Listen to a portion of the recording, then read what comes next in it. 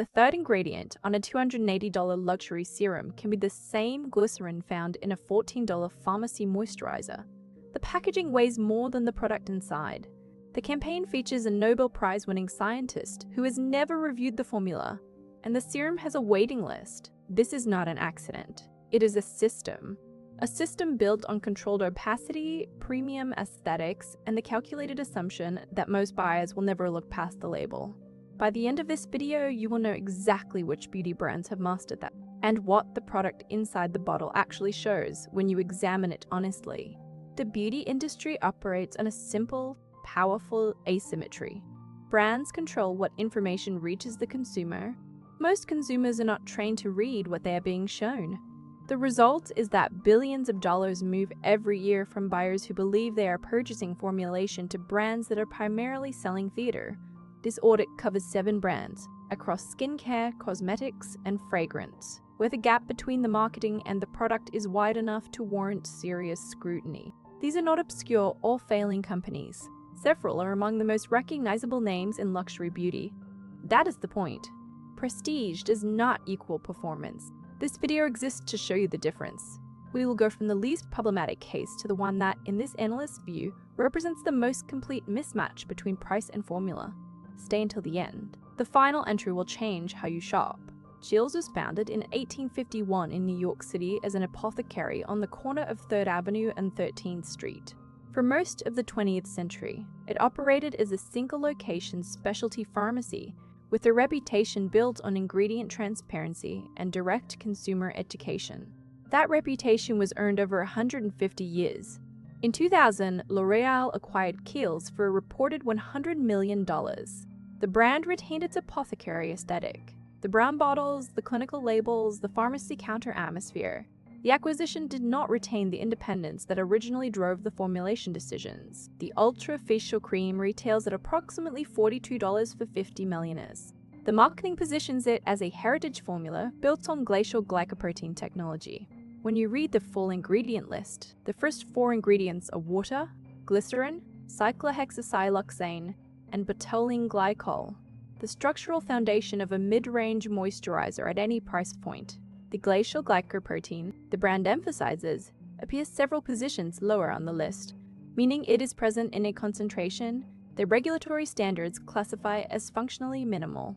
The brand still communicates in the language of the apothecary. The formula communicates something closer to mass-market cosmetic production at a modest premium price point.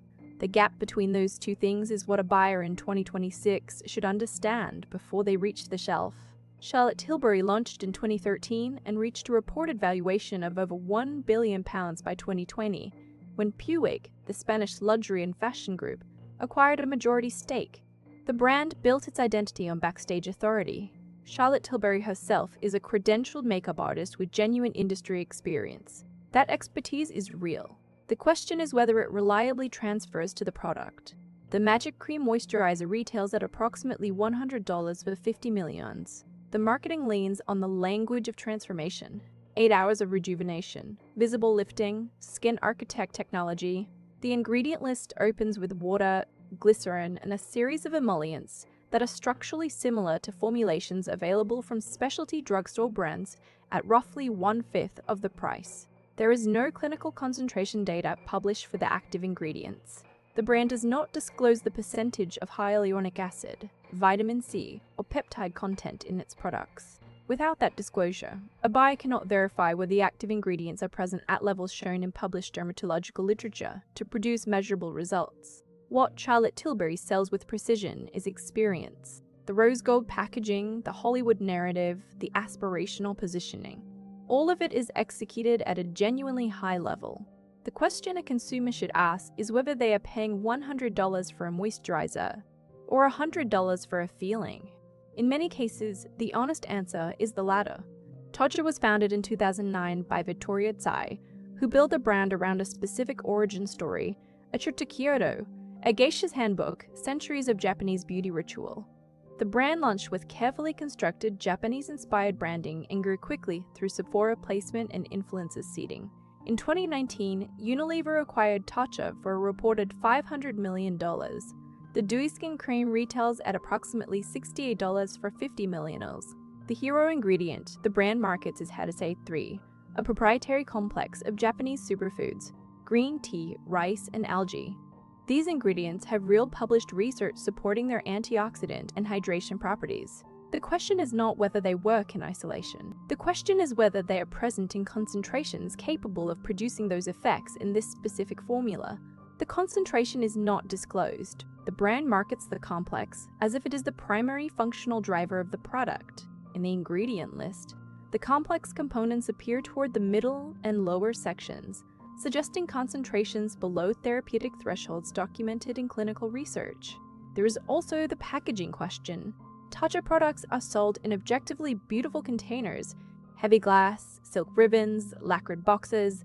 This is not inherently dishonest, but packaging cost is production cost. When a brand spends significantly on a container, there is a ceiling on what is left in the budget for the formula inside it. A buyer should know which one they are paying for. Befrental Ting. 3 things you should know before buying any luxury skincare product. These are not difficult. They take approximately 2 minutes at the point of purchase. First, ingredient order is legal and mandatory disclosure. Cosmetic brands in most regulated markets are required to list ingredients in descending order of concentration. The first 5 ingredients typically make up the majority of the formula. If the first 5 are water, glycerin, and basic emollients, that is the product. Everything listed below them is present in smaller and smaller amounts. An ingredient the brand features prominently in its marketing should appear in the top third of the ingredient list to have functional credibility. Second, watch for concentration opacity. If a brand does not disclose the percentage of its key active ingredients, retinol, vitamin C, hyaluronic acid, niacinamide, it cannot independently verify its efficacy claims. Brands that are confident in their formulations disclose concentrations. Brands that lead with aesthetics and narrative often do not. Third, fragrance in skincare is not a performance ingredient. It is a sensory experience. In a moisturizer, serum, or eye cream, the presence of fragrance, listed as perfume or fragrance, can indicate formulation choices that prioritize sensory appeal over skin compatibility. Fragrance is a known sensitizer for a segment of the population. In clinical skincare formulations, it is typically absent or minimized. When it appears near the top of a luxury formula's ingredient list, it is worth noting. These 3 checks cost nothing. They are what this channel does so you do not have to.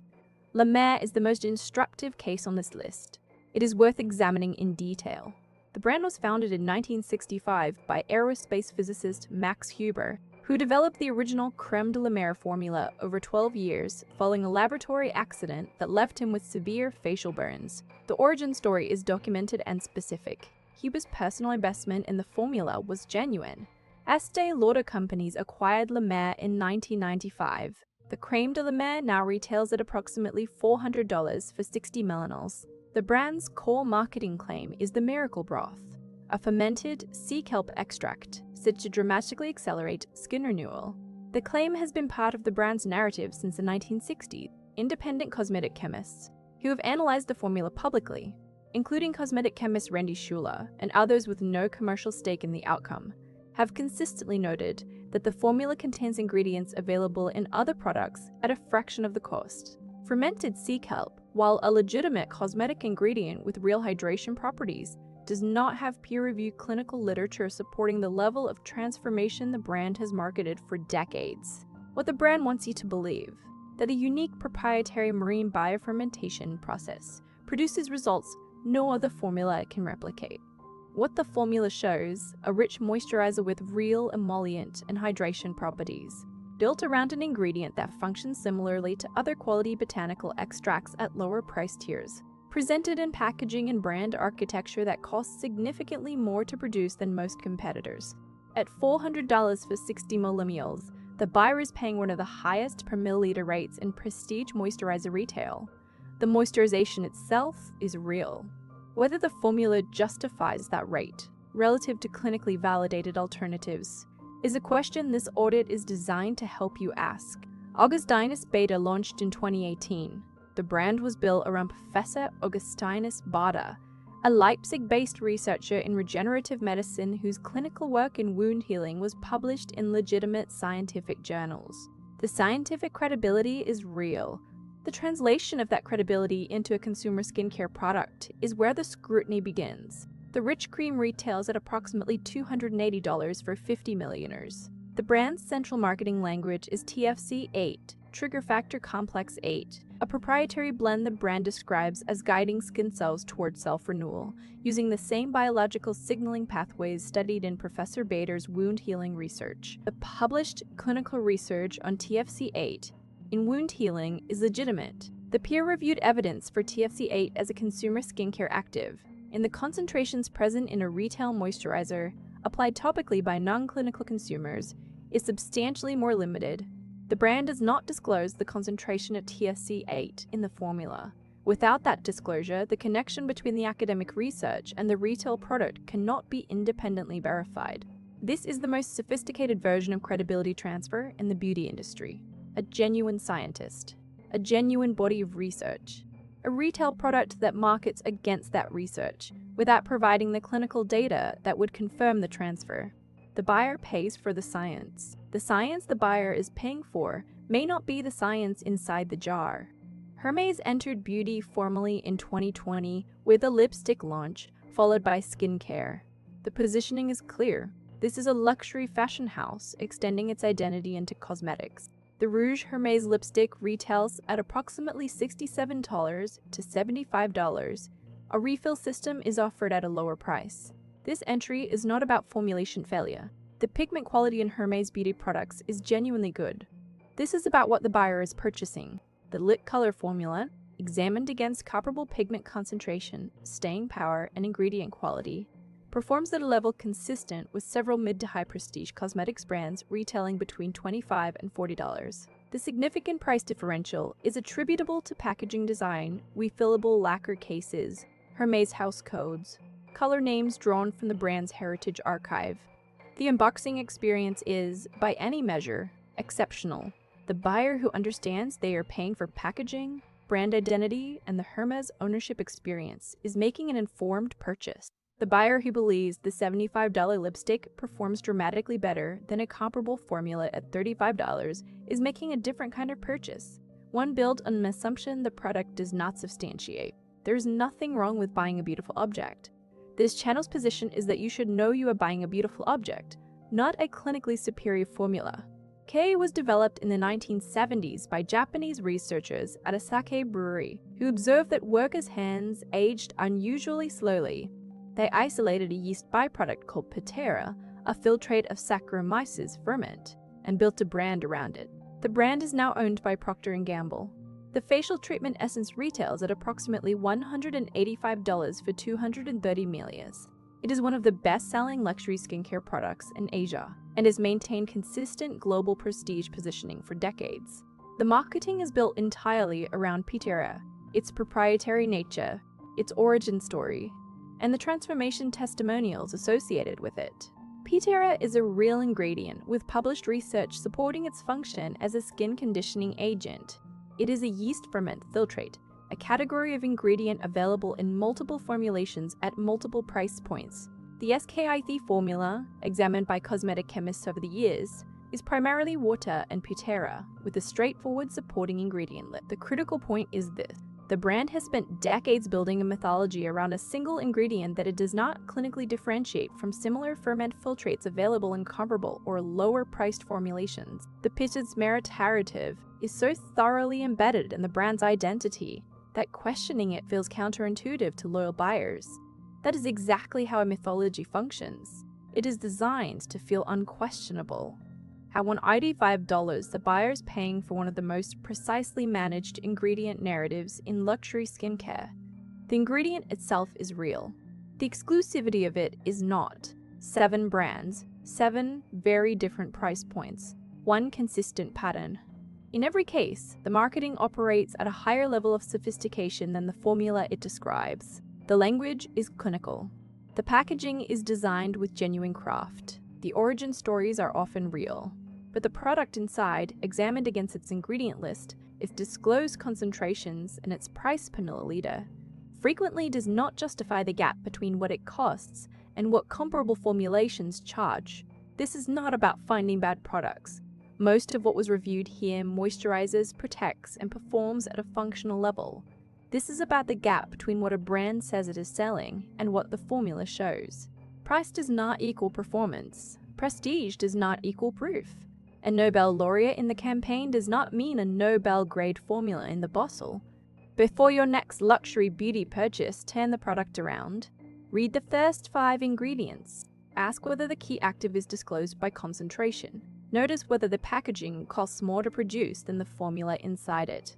These are not complicated questions. They are the questions the industry hopes you will not think to ask. Drop in the comments which luxury beauty product genuinely surprised you when you read the ingredient list, and which brand on this list do you want audited in more depth. Subscribe. The Luxury Audit does not carry brand partnerships that influence this channel's ranking.